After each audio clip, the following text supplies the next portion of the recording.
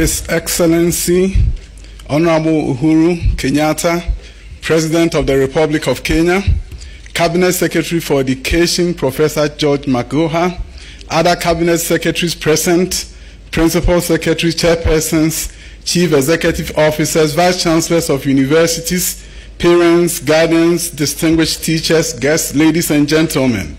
I'm honored to have been invited here today. About a year ago, I attended a conference here, and I had a wonderful opportunity of being in a group picture with the president, but I was very far away from him. And now, I'm so fortunate that I'm sitting so close to him. So, those are things that happens in one's lives, right? Yeah, things can change. I'm very honored and excited to be in Kenya. Kenya is leading the way in education reform. And I tell you one thing, I was not invited here because I'm the Deputy Minister for Education in Ghana. I was invited here because I have many years of experience in education reform in America, where I taught for 10 years and built schools there, charter schools in Los Angeles. And when the president of Ghana, at the time he was a candidate, came to California, visited one of my schools, he was amazed that a Ghanaian could go to America and build schools there. At that time, about 200 workers who were working for me. And he asked me, would you consider coming back to Ghana to help me change the education system? And the response was, yes, I will consider. But it was not easy. I grew up very poor in Ghana, and I was in America having the American dream. 200 workers working for me. A black man in America, and it was a good life. Then somebody is saying, come. So I met with a mentor of mine who happens to be a former congressman. I asked him, should I go to Ghana? Should I stay in America? And he said, yeah, I'll tell you one thing, you've done fantastically well in America, but America can do without you. But maybe your country cannot do without you. He spoke to my heart. I was ready to come. I went home and told my wife, we are going back to Ghana. He said, going back to Ghana after 26 years? Are you serious? Yes, we are going. And long story short, I found myself in Ghana. I ran for parliament, elected, and the president asked me to be a deputy minister for education. The president had a vision in Ghana to transform the education system, and that is why he asked me to come. He said high school should be free, and people were saying, how? It's impossible. He said it was possible. He handed the responsibility to us. The reason I'm bringing this up is this. When you have a determined president, everything is possible. And that is why when I look at the curricular framework and the work that you are doing, I was excited to have been invited. You see, in education, there are three things that you have to do in order to transform it and make education relevant to the fortunes of your country. You have to look at access. You have to look at the quality of the education system, and you have to look at relevance of the education system.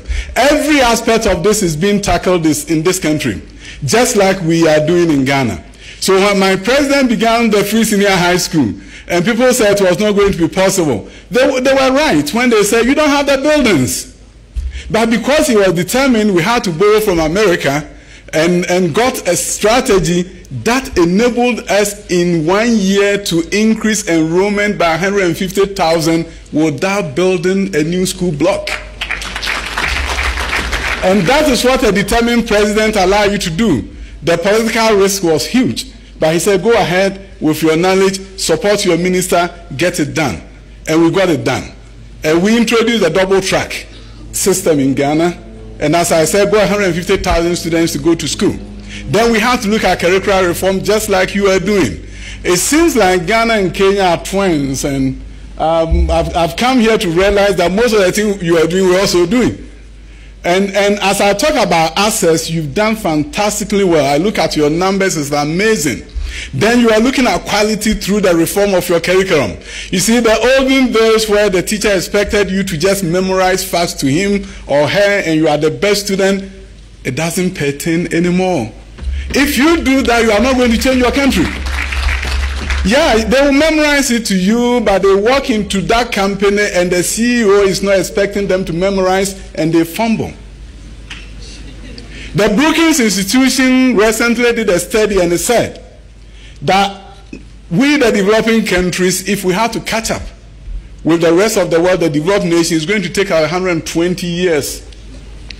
And they recommended that the countries that are going to do well are not the ones who are going to wait till they finish access and look at quality and then relevance. They said the countries that are going to do well are the ones that will tackle the issues of access, quality, and relevance at the same time. And that is what they call leapfrogging inequality. You can look at the book, Leapfrogging Inequality. Kenya is on the right track to leapfrog inequality. And based on what I've seen and what we are doing, it's not going to take you 120 years. It's going to take you shorter than that. The Asian tigers that we talk about, it didn't take them that long because they did everything concurrently. In South Korea, at the time of independence, Ghana had more money than them, and probably Kenya also had more money than them. How did they do better than us? They did it concurrently. As the economy was improving, they were investing heavily in education. And out of that, they were able to catch up with developed nations. Our GDP in Ghana, gross domestic per capita, was higher than South Korea. Recently, South Koreans came to Ghana with a group of investors, their Exim Bank, and they were going to give Ghana a loan. They showed us 3 graphs at the Ministry of Education. The first graph was the GDP of Ghana per capita compared with that of South Korea in 1960. Ghana was way ahead of them. They showed us the second graph, which actually looked at where we are now. Per capita income of Ghana and South Korea, and of course, they are way ahead of us. And they asked us the question. I was the chair of the meeting. They said, why do you guys think we are now better than you? And of course, I was scratching my head in shame. Somebody comes to your country and asks you, why am I better than you? And then they showed us the final graph. The final graph was a gross tertiary enrollment ratio of South Korea and Ghana compared. That is, if you take the youth between 18 to 23, how many of them are in some kind of tertiary education, whether it's nursing, teaching, any other thing at the tertiary level? Ghana was 16.19% and South Korea is 93.6%. So they said, this is why we are here to give you a loan so that you can build a university. And I promised myself that the next 60 years, I don't want my grandson to sit in a meeting like that. I want to tell you one thing. I landed at the airport and I saw the airplanes and beautiful ones. We don't have a national airline. You guys do. And you say it's the pride of Africa, and truly you are the pride of Africa. Because it really made me proud to see that another African country has all these airlines. But also what occurred to me was that if I look at the example of Brazil, the Embraer aircraft, it was a university that partnered with MIT and invented it. So my challenge, and I met with my colleague, the Secretary for Education, I said, Mr. Secretary for Education, when can we create aerospace academies for students in primary 1 all the way to high school? Because that is what is done in America. When I was building schools, we are not waiting for the students to get to the university for them to understand aeronautical sciences. There are schools from KG to high school focused on aeronautical sciences, tapping talents of students who are interested in this field across the country. And when we do that in Kenya, you will just not fly airlines, but you are going to have children who will be excited about transforming this country to do through the aerospace industry, and your children are going to build the airplanes that you'll be flying. And I tell you, I know what I'm talking about, because in America, it will take me about 50% of my effort in the classroom as a mathematics teacher to get the student to pay attention to me. I go to Ghana, I walk into the classroom, the student will stand up for me, and they will not sit until I tell them to sit. The children of Africa are ready to learn. And if we don't get them to be the best in the world, it's not their fault, it's our fault. And that is why I want all stakeholders to rally behind your great president. His vision is clear, and I'm not saying it as a politician, I'm saying it as an education expert, as someone who has a PhD in education policy and administration from University of Southern California, and somebody who has built schools in the US, that there's something great about what we have embarked upon. There will be challenges. But don't allow the challenges to stop the vision. I know the time is limited, but I'll tell you one story.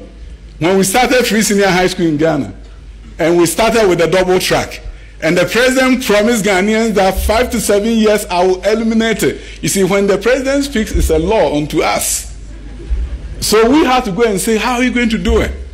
And then we got an innovative idea which says we have a dedicated source of funding from the government through taxes for school infrastructure development. So why don't we project what the revenue will give us in 10 years' time and look at what the Americans do when they are building schools. When a city in America is building schools, they don't wait for the money to trickle in every year. They borrow against a dedicated source of funding, use that to build the schools today, and then wait and pay it down. So we look at the source of funding for education, for school infrastructure, and we realize that if we borrow 40% of the revenue that will come to us in 10 years' time, it will give us $1.5 billion. And we did it. So if $1.5 billion wouldn't have come from the World Bank, they wouldn't have given it to us. But that money was sitting in Ghana. And when the president was fiercely determined that he needed to do something, all of a sudden ideas came and were able to generate $1.5 billion in Ghana. And as I speak with you, we are building schools everywhere. And those ideas that happened because the president was fearless, he was determined, he was willing to do the impossible, and we supported him. When you support your president, who is determined to transform the fortunes of this country, in the 21st century, our transformation is not going to be about the fact that we have coffee or cocoa. It's going to be about the fact that we have created creative minds around the country. For those of you who are not in education, I don't want to bore you with education jargons, but there's something called the Bloom's taxonomy. And now we have the new Bloom's taxonomy.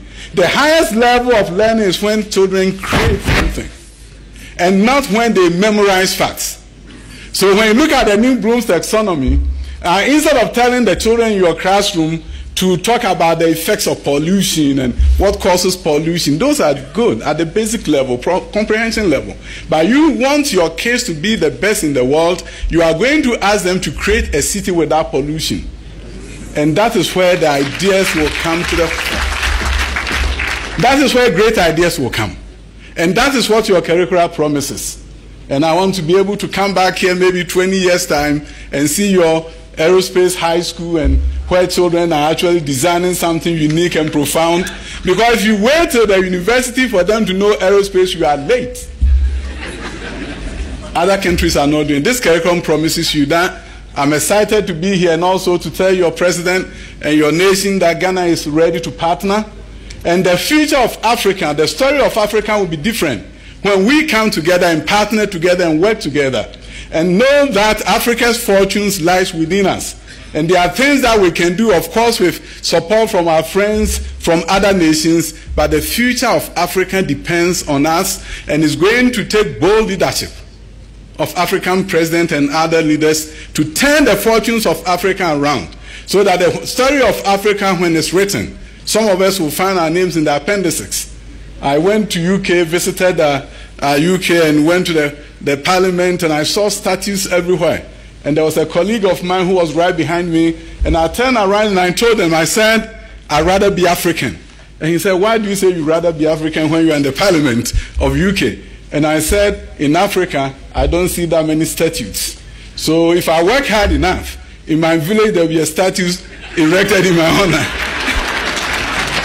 So when all of us work together and work hard together, it's not just going to be the story of our illustrious president, it's also going to be that under his tenure, under his watch, all of us came together, forgot about our differences, and put the Kenyan child in the center of our focus and our target, and we did everything possible to transform Kenya.